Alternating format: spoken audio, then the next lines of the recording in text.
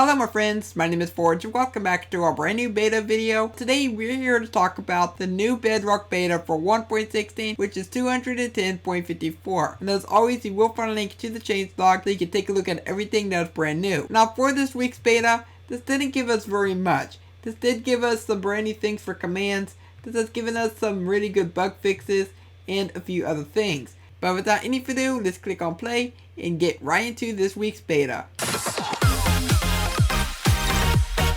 So we're now inside the world, and these are basically all the changes that we have in this beta. And to begin with, let's take a look at the general fixes, and then we'll move on from there. So they added a text-to-speech volume slider. If I pause the game and I go down to settings, inside the accessibility section, we have text-to-speech. And if I scroll down to audio, we have resolved the ability of changing the volume. So if you want it to be a little bit quieter, then you can go ahead and do that. So now the next change is the ink sacks for Wandering Traders. They can now be used for crafting and it can be stacked. The character creator section. Emo will now support screen reader on Android and iOS. The split screen characters are now stored in the memory, and rejoining the game will keep the character the player had. In the marketplace section, they fixed upgrade path for format version 1.13.0 boats to be upgraded to 1.16.100, which resolved the bug where boat template worlds with a version lower than 1.16.100 had no gravity. For commands, they updated documentation for Bedrock server commands. The teleport command now correctly aligns your rotation with the destination entity. Spawn events can now show as suggestions. Now this is the big thing. If you don't know what a spawn event is, basically it's how a mob spawns into your game. Like, is it going to be a baby? Is the skeleton going to be wearing armor? What kind of villager are you spawning in? That's basically what they're all controlling. Let's say I want to spawn in a villager. Then I have the 3 destination points. After that, it now resolves all these different things. Now you have to go ahead and locate the one that you want. For me, I want to make it into a cleric. So I can just go ahead and type in become cleric, press enter, and now the villager is going to be a cleric. And I think that this is so useful, because no longer do you have to go ahead and mess around at spawning villager after villager, hoping that you get yourself a cleric. Instead, you can just go and spawn one right off the bat by using commands. Originally, the only way that you could do this is by looking into the files and looking at the JSON section for the villager or any other mob, and then you have to go and type it out, and then you get yourself the cleric or any other villager or whatever you might be spawning in out of the process. And this just makes things so much easier. They updated the send feedback command to no longer prevent display from outgoing messages. The multiple ticking area add or ticking area remove commands performed during the same tick will no longer result in inaccurate messages from the number of ticking areas in use.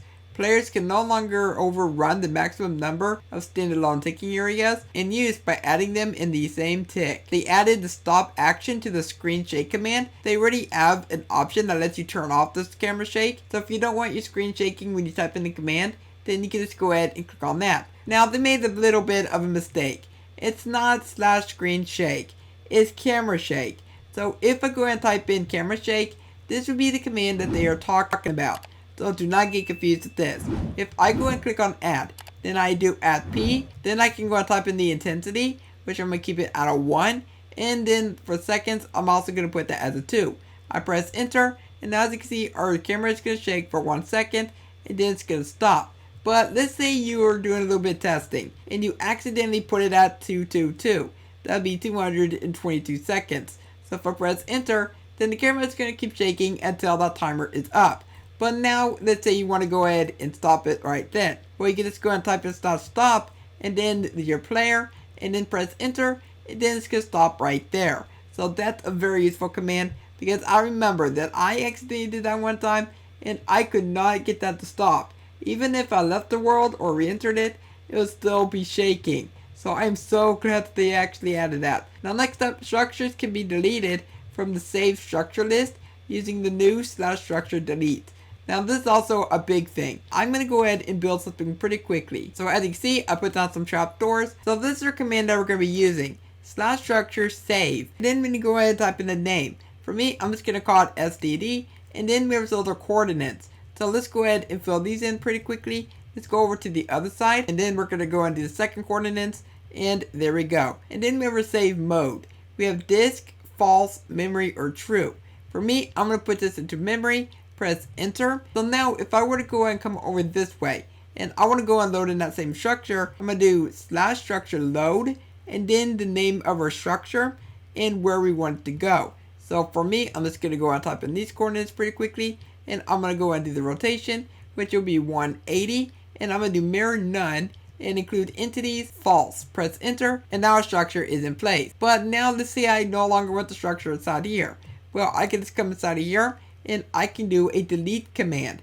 So I'm going to type in delete, and then the name of our structure. I really wish they would actually list your structures that you have inside the game just to make it a little bit easier. So maybe that'll be a thing that they will include later on.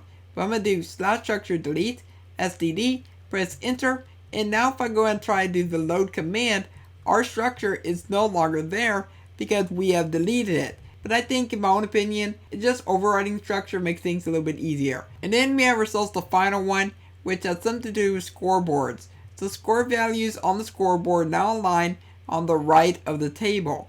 And with that, that is basically it for everything inside this new beta for 1.16.210.54. Now if you do want to get a hold of this beta, it is available on Xbox One, Windows 10, and Android devices. And I do want to hear your thoughts down below in the comments about what you think of this new beta. If you enjoyed today's video, then let me know by leaving a like on it and subscribe so you never miss an upload. For now, I hope you have a logical day, and I will catch you next time. Bye!